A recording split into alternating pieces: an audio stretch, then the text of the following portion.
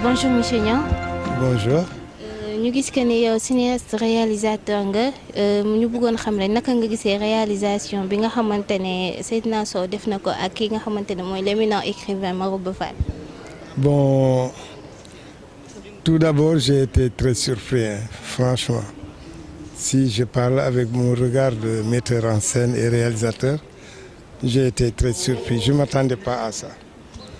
Je m'attendais à autre chose que ce que j'ai vu. Parce que la direction d'acteur est très bien.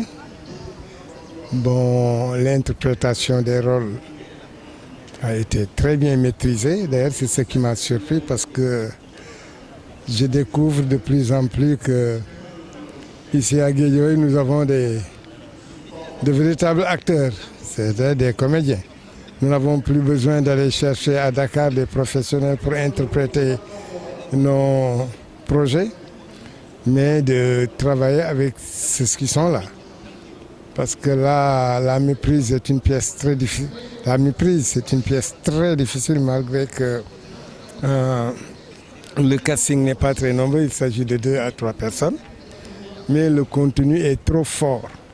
Alors, il faut avoir le sens de l'interprétation et le sens du jeu pour pouvoir maîtriser ce truc. Et je pense que ces jeunes acteurs que j'ai vus interpréter cette pièce, ils ont de l'ambition. Ils ont quelque chose à prouver. Ils veulent prouver quelque chose. Et je crois que je me suis concentré sur ça. Et j'ai regardé avec un regard professionnel. J'ai été surpris et croyez-moi, ça a changé un peu de mes idées. Parce que bon, je suis en train de regarder un peu partout pour voir qu'est-ce que je pourrais faire à Guédiawaye. Mais votre interprétation m'a vraiment surpris. Parce que Marouba, c'est un écrivain très difficile. Parce que ce ne sont pas seulement les lignes ou bien les phrases qui illustrent ses écrits, mais la signification. Parce que day wax di làq. Alors si tu ne peux pas découvrir ce qu'il cache derrière, tu ne pourras jamais interpréter ses œuvres. Et j'ai l'impression que am na fu ñu leen dëyee ba ngeen comprendre le sens profond de ce qu'il veut dire.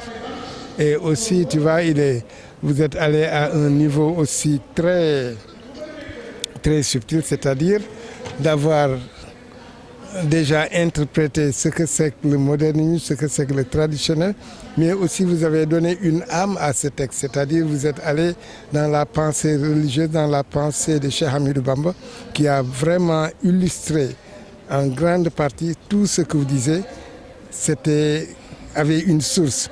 Et je crois que le théâtre aujourd'hui a besoin d'une âme, c'est-à-dire roux. Parce que tant que l'âme n'est pas là, tu ne peux pas atteindre le public.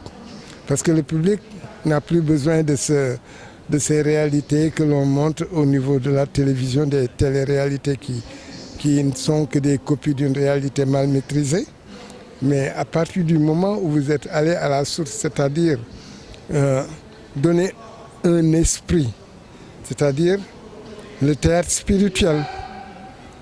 Quand on rentre dans ce domaine, on est ouvert à l'approche du peuple parce qu'ils apprennent mais ils n'osent pas le mettre sur scène. Surtout la pensée de Cheikh Ahmadou Bamba qui n'a pas encore été interprétée sur scène et que vous avez eu l'audace de le présenter et d'en faire vraiment une source. Donc là, c'est un style à améliorer et à développer.